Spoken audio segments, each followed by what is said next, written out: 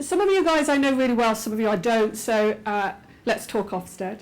And I think I've cornered the weirdest space in the speaker market that could possibly exist, which is being asked to talk about Ofsted, then doing my level best not to talk about Ofsted, and to actually take you back from it and take a longer lens. And we've certainly heard Gavin and Sue spend a bit of time doing that with you as well. Where we fit in, so in case you don't know who we are, we have our business is kind of a hybrid business. So we're part software provider and part consultancy.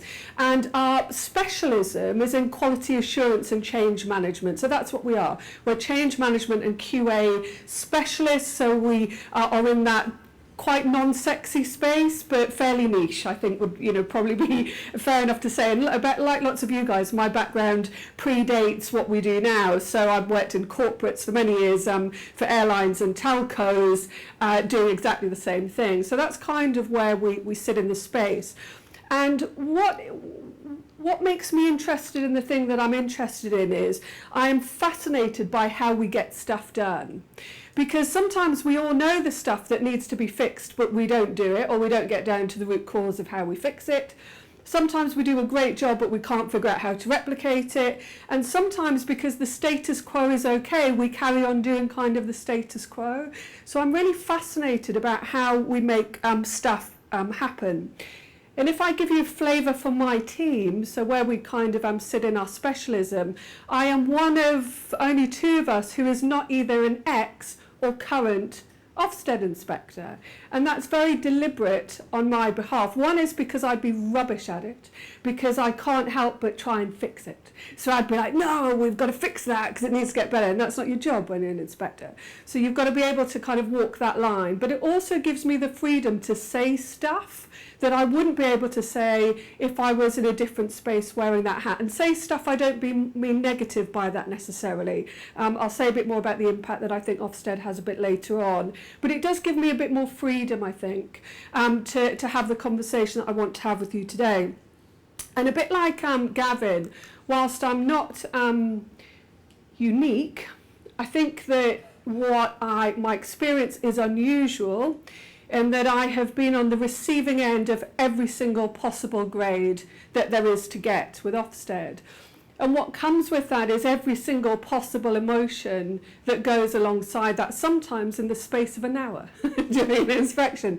But sometimes, if I were to levy a concern about Ofsted in England, which differs from what you might see elsewhere, is the high stakes nature of it comes with high and low swings of emotion, whichever end of that you're at. So I'm currently the chair, and a desperately proud chair, of 3 outstanding academies. I sit on the board of a post-merger college group that is good with outstanding features. Let's not forget about the outstanding features. And I also sit on the boards of lots of universities and independent training providers and so on and so forth. So I've been on the receiving end of all of them. I know what it feels like to stand in front of your team and say we've been put in special measures because that was the right thing to do. I also know what it feels like when that very same academy gets an outstanding, and I'm sitting making coffee for the chief HMI, Amanda Spielman, in a primary school chair, making her the worst cup of coffee she's ever had in her life, while we're having a discussion about how on earth did that happen? How did we go from that to that? So hopefully, in addition to what the guys have spoke to you about this morning, I can add a little bit of flavour and kind of colour to some of my views around inspection, but actually taking a longer lens on apprenticeships. So, 3 areas of focus. First one, I want to just reiterate some headlines that you heard the guys talking about, and I know was talked about in the opening introduction.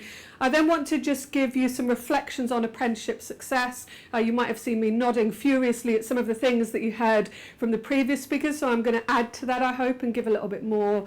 And then maybe just riff a little bit on the future of inspection. You know, there's lots of, there's an elephant in the room, I think, at the moment with inspection. So let's kind of talk about it and think about where the future of it might lie.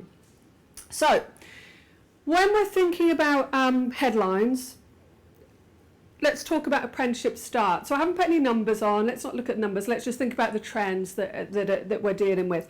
what we've got is a scenario, and it's not a good one, I don't think any of us would think it is, where our intermediate and our advanced apprenticeship starts are coming down, fairly significantly. So horrible in relation to the intermediate level in particular. And what we're seeing, which is great news, is growth in the higher apprenticeship. So on balance, we're not in a great space with that at the moment. And I'd like to see, from a policy point of view, some shifts come into play to help to readdress that. But that's where we are at the moment. Now, why I show you this slide and why it has a bearing on my long lens of Ofsted and where I think about it is because I'm pretty good at predicting grade profiles with Ofsted. That's not because I'm clever, I'll explain to you why later on. It's just about being around the block a bit and knowing the things that start to cause an issue, yeah? So when you get this scenario happen, what happens sometimes, have we got any business development people here? Or anyone who's in charge of the business development teams? Yeah, just me. So, if you play this absolutely critical role in business development, or you guys, many of you who work alongside your colleagues in business development, they play an absolutely crucial role in quality. Absolutely crucial role in quality. About right time, right programme, right apprentice. Absolutely crucial. And what happens is when we all get a bit of pressure on us because the numbers start going down, who gets the pressure directed at them but the business development teams? We need to bring in more apprentices. We haven't got enough people coming through. So what you get is a risk scenario happen whereby we maybe start to put people on programs that maybe we don't belong there, maybe are on the wrong program. So when we get that happen, be wary of that risk that we've got within our quality, because the front end of who we bring on that programme has such a significant bearing on what then happens further downstream. So support your BD people, or if you happen to be in charge of the BD team, never underestimate the critical role that you play within quality. If you're on the other side of this, where we've got the higher apprenticeship starts going up, that's great news. But what we've got in that space is that a growth in numbers, it's creaking some of our internal quality assurance systems. So some of my university colleagues, who I work with many, will know what that means with apprenticeships, because our systems are not built for apprenticeships in HE. So what we get is a scenario where the numbers grow and it starts to ask questions of our quality. So whichever end of this you play on, it's an important scenario to be mindful of, because it drives behaviour. Remember my opening thing about I'm really interested in how we get stuff done. How do we get stuff done and how do we avoid risk? And that's one of them that I wanted to flag to you. And then I'm going to couple that with the next one, which I know the team at OneFile picked up on right at the beginning of this morning, is around when you then couple that with that arrow, which is we've got the DFE having a little bit of a drama because the apprenticeship achievement rate is not at 67%, and for apprenticeship standards we're sitting around the 51% mark. Then we've got ourselves potentially the perfect storm brewing about actually that getting worse rather than getting better, because we're worried about the pressure of numbers, we need to bring more apprentices in, do we therefore run the risk of more people dropping out further downstream within the programme? Make sense? So the impact on quality starts right back at the beginning. We've got to be really careful about what we do here. I absolutely get the pressure, the overwhelming pressure that you guys have been under in COVID, and I don't know about you, but I think post-COVID is a damn sight worse than even the bit that when we were in COVID. You know, we're dealing with so many of the ramifications and fallouts from that. And one of them is absolutely the fact that we've seen people drop out, redundancies, not going back after fellows, a whole host of stuff, the impact on the healthcare sector and many others. But, and this is where we've got to be really careful with what we do. Remember, how do we make stuff happen? Is if we put all of that issue down to those external factors, we take our eye off the ball about the bit that we have absolute control or influence over. So when you're looking at your achievement rate data, it's that element of what is it that we genuinely know we couldn't have done anything about? Well, that's a whole slice of horribleness that we couldn't have done anything about, and we don't expect it to happen again. But this stuff we could influence, or we could control, or we could do something differently that would make sure that we have the right people on the right programs at the right time. I don't know about you, but I don't even think 67% is ambitious enough. Yeah. So, and I'll say something later about my view on minimum standards and some of what that breeds in the sector. But I think where we want to be is somewhere over that.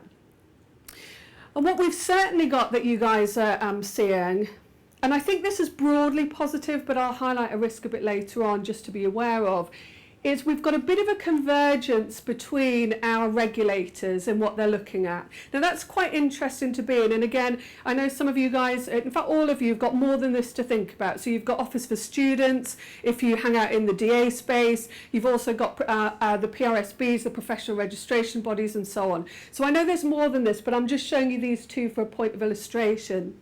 So with the ESFA accountability framework, what we're seeing is the ESFA kind of force your hand around the impact measures of apprenticeships. So this bit here on the EAF, so this is the EAF, the Ofsted diagram on the left-hand side, where that impact data down here is now being picked up on in terms of the categorisation within the ESFA accountability measures. But the conversations that I have with governors and leaders in every different type of provider is around the worst thing we can possibly do is use what the ESFA have put in the accountability measures as the target to aim at, because that's aiming at average. So why in the name of God would we aim at average? What we need to do is aim to be the best. Yep. So the measures make sense. The percentages are the worst possible scenario of meh, rather than actually somewhere where you guys would want to strive at. But broadly, I think that convergence is a positive one, and seeing how you use the stuff on the ESFA accountability framework in order to support your Ofsted, I think is helpful. And you've certainly heard Gavin and Sue give you some great practical advice around how that came up during their inspection. How you all doing? You okay? You hanging in there? Pre-coffee? Have you got the shakes? I need a biscuit. So I'm going to show you another profile diagram rather than focusing on specific numbers, because I think when you put the numbers in, you kind of limit what you've got to say to, at this moment, this is how it is.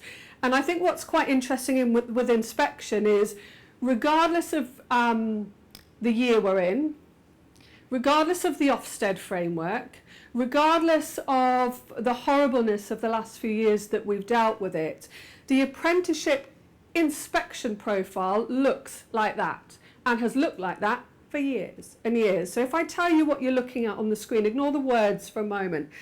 So the bit in green, the biggest segment, and the bit in orangey are the outstanding and good grades, yeah?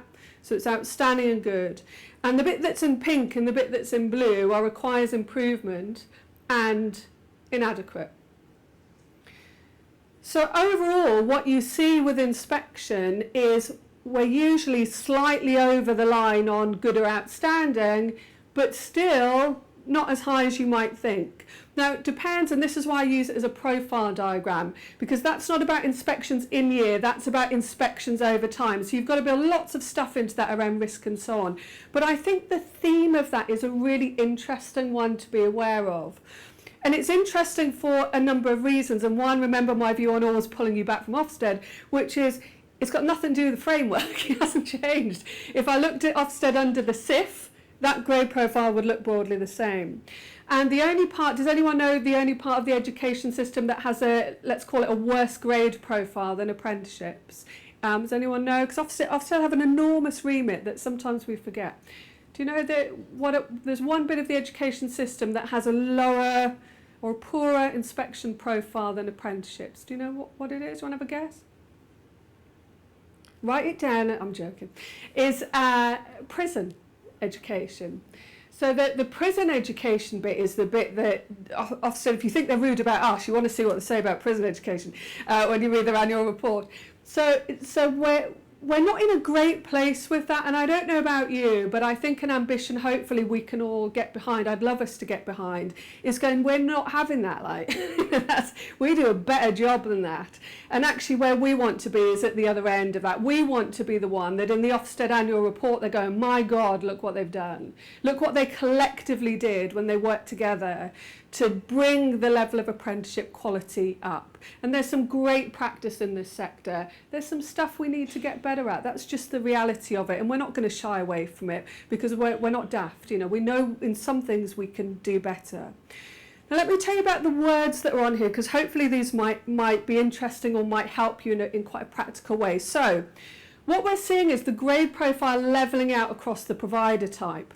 So what I mean by that is when our colleagues in the universities, and I am a huge fan of, I think the universities coming into this space did a fantastic job of elevating the status of apprenticeships. Let's absolutely applaud that, because universities are powerful beasts, and actually having them as part of our club is a great thing. I'm so excited that it's doing what it's doing in a really positive way.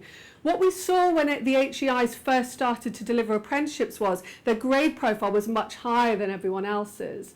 And because as Susanna says in a polite way, I've been around the block a bit with inspection, I would stand up on stage and say that's going to change. As soon as Ofsted put the level 6 and 7s in here, we're going to see a shift. And we've seen a levelling out of that now. So the university grade profile is very similar to every other bit of the apprenticeship system now as well. The other bit that I think is really interesting to look at, and we don't focus on it nearly enough, is we talk about the overall grades a lot, but actually it's much more interesting to look at the subgrades that sit underneath the overall one. And there are two in particular I've chosen to pull out here. So the first one, you see where I've put low volume, high risk, and this is where Sue actually alluded to this earlier. It's where the colleges and the universities, for example, or very large ITPs share something in common. Where the apprenticeships is the smallest part of the overall what you do, it's low volume, high risk, because the rest of it doesn't care enough about what you do. So you might be surprised to know that there are, if you look at the inspections over the last 12 months, there are 6 colleges, for example, who have overall a good grade but requires improvement in apprenticeships. And I'm a great believer in the colleges and large ITPs and the universities making it a limiting grade, that you cannot, in your self-assessment report, the importance of the self-assessment report, you cannot get a higher grade than the worst bit of your provision, because it has a habit of focusing the mind somewhat of the people that have to need their minds focused. So low volume, high risk is an issue. So look at the subgrades. The second one, and you asked some really great questions. There was one about careers advice and guidance. Sue and Gavin both picked up on personal development. The worst of the subgrades, of the main subgrades, is personal development. And I think we probably all know why that is, but hopefully I can say something a bit later on, as well as what you've heard already, that might support you in taking that forward a little bit further. Make sense? Comfortable with that? Are there things in there you could do something with? Is that information that you can that resonates with you, that you think, I think I can do something with that? Yeah? Okay. So let's talk inspection success. And actually, really, as I said, the guys who've been on already have made this kind of easy for me. So I'm going to probably reaffirm, hopefully, some of the things that you've heard, and maybe add a little bit more colour as well where I can. So I do not have a crystal ball, but I don't remember the last time that I predicted an Ofsted grade for any of our clients wrong. And the reason for that is because our role in the world is to make sure their quality assurance is really good. So actually, if your quality assurance is really good, it's really easy to know what you'll get in inspection. And I think we think of it as this opaque thing over there that, you know, comes as a huge surprise. And actually it shouldn't. It shouldn't come as a surprise, because there's no reason for it to come as a surprise to you. So I have a bit of a mantra around this, which some of you will be bored rigid of hearing from me, but I'm going to keep saying, Gavin's even laughing, he's that bored of me saying it, is that if you put this down to the simplest possible way of thinking about it, Ofsted is simply coming in with one main question, and it's that top one: what is it like to be an apprentice with you? They even write it now in the front page of their reports. What is it like to be a learner with this provider? Yeah. What is it like to be an apprentice with you? And if you can collectively, consistently answer that question honestly, and the honesty bit is so important, then you won't get any surprises when it comes to inspection, because they will simply come in and reaffirm what you already know.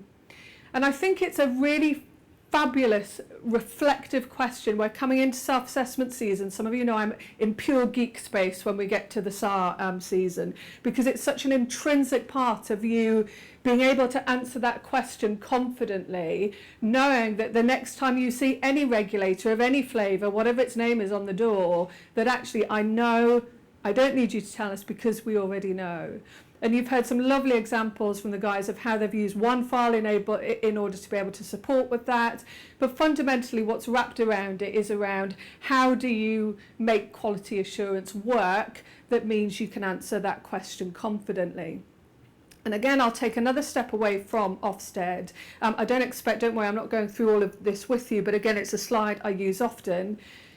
A great apprenticeship is a great apprenticeship is a great apprenticeship is a great apprenticeship. It was the same great apprenticeship 50 years ago as it is now. There's no difference. And yeah, the words change and there's a bit of jargon, there's a bit of blah going on. But fundamentally, a great apprenticeship is a great apprenticeship.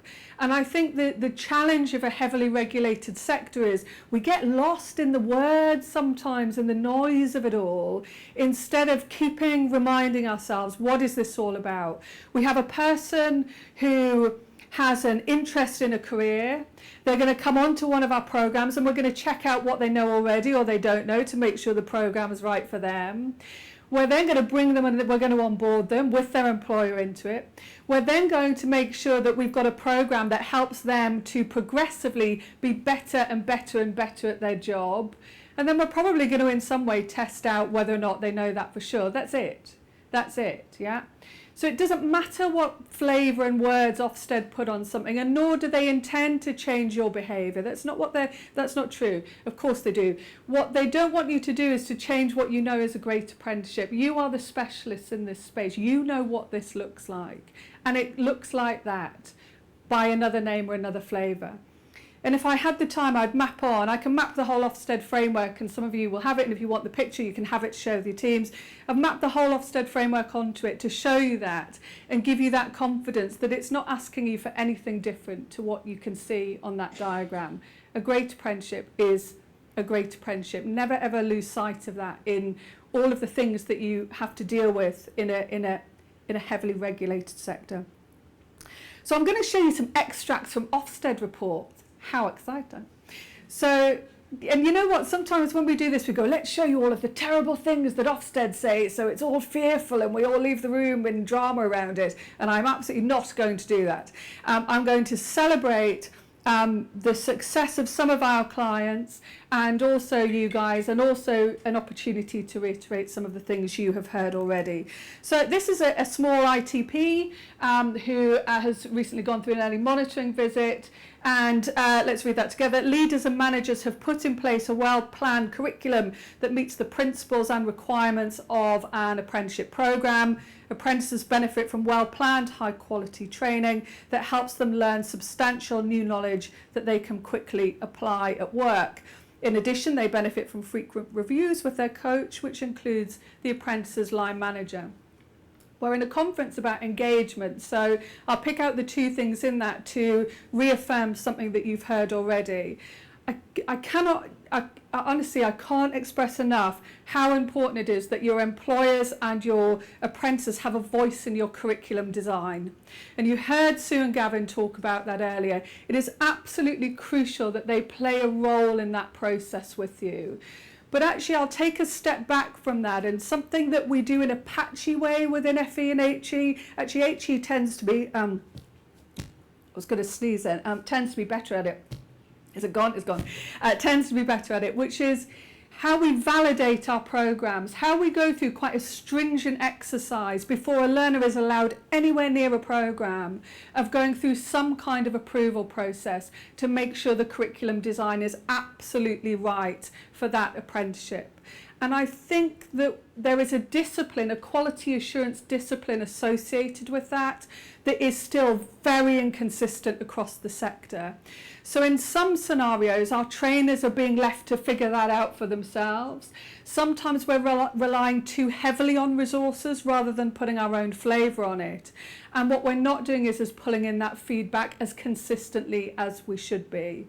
So it's patchy, and we've got some work to do around the way that we design and structure the programme in order to make it work for the apprenticeship.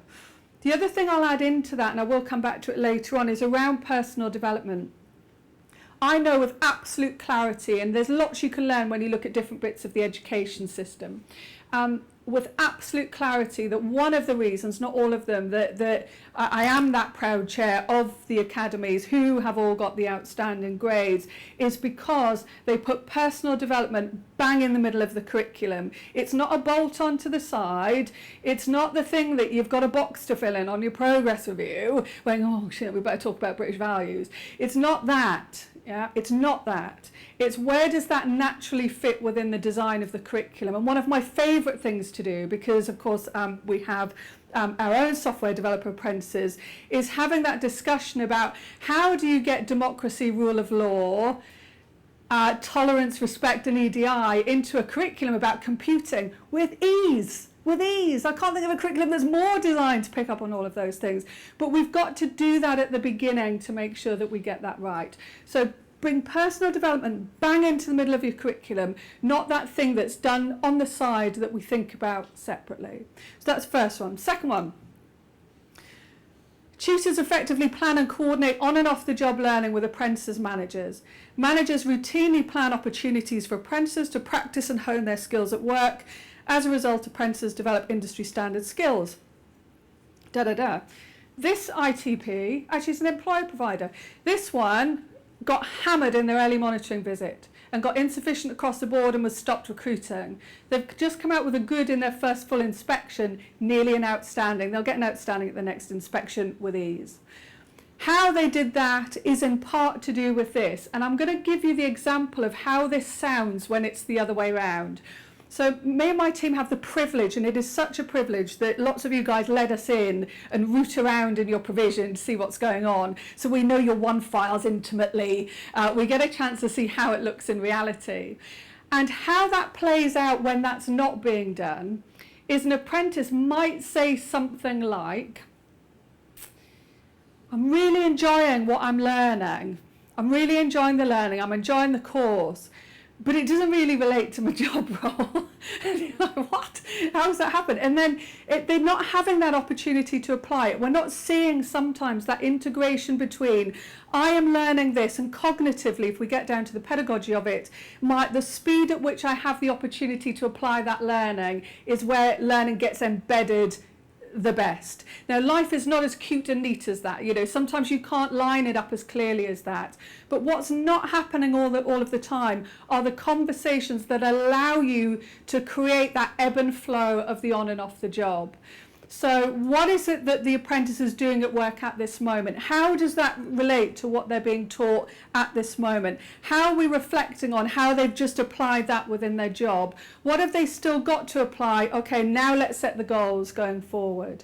So the better you can get that integration and that interplay between the two, the higher quality and the more impactful your apprenticeship will be. The third one, apprentices benefit from collaborative working between their employers and college staff. In most cases, employers attend frequent reviews of apprentices' progress and provide constructive feedback on how well their apprentices perform.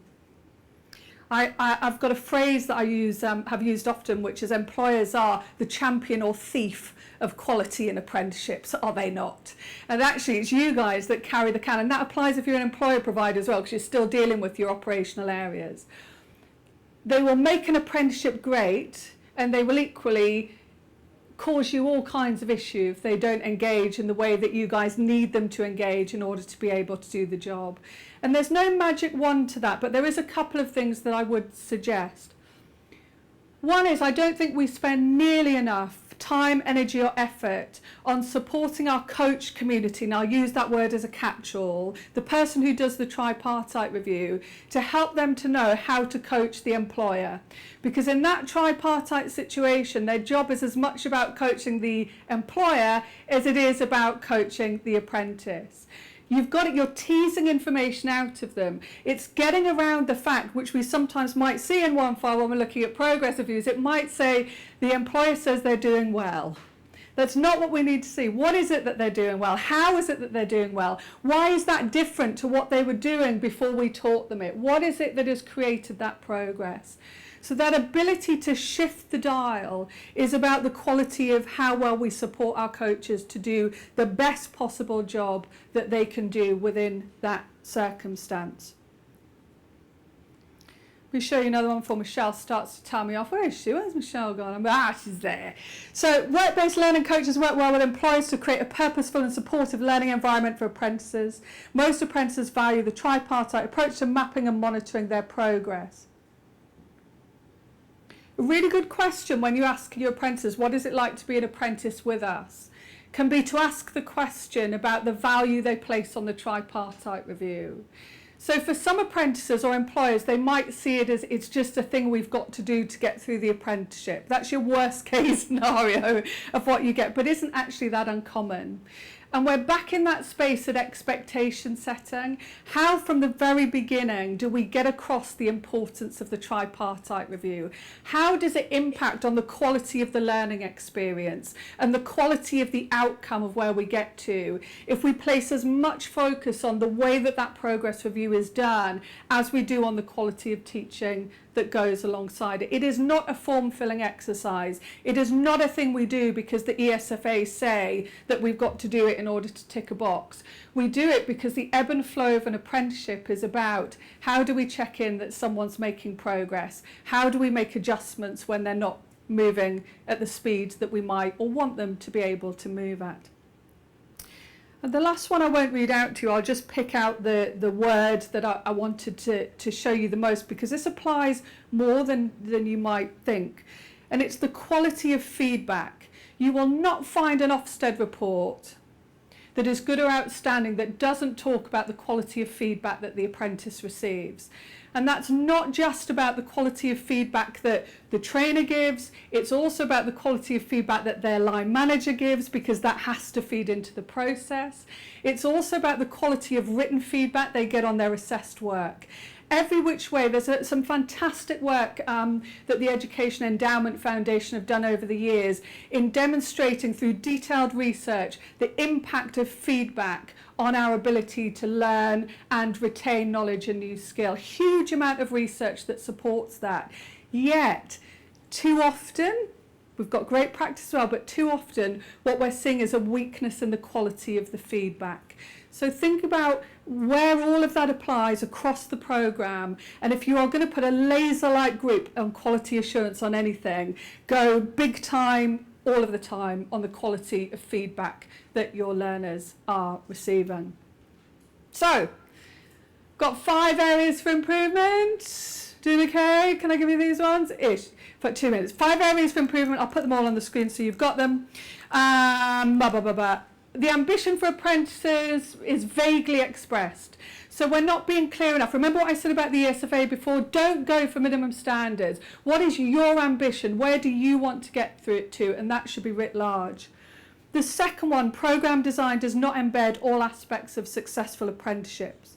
The third one, the unique stuff that makes an apprenticeship great is done apologetically. Ignore the title of British values and think about what sits underneath it. What sits underneath it is great. The title gets on our nerves, but what sits underneath it is great. For example, progress reviews are not integrated within the content, targets are too task-based, functional skills, happy days, is too little too late. Everyone is accountable for quality, and quality assurance doesn't sometimes ask the right questions of the provision. Inspection is just that. It's evidence-based storytelling. You're telling the story of your learners, you're celebrating them, you're showing everything that you've done, and you're simply using the evidence to do that in practice. So let me take you to the close of my little bit. The impact of inspection, I broadly think, in my experience, is positive. I'm well aware that that's not always the case. And I think it's absolutely right that we're at a point in time where questions are being asked about the regime and how it looks. We've had some changes announced. Consultation to change the complaints process. Increased notice for large complex providers. more clarity on the window for inspection, autonomy to share outcomes before the report is published, thank God. Speed of follow-up visit where safeguarding issues are addressed.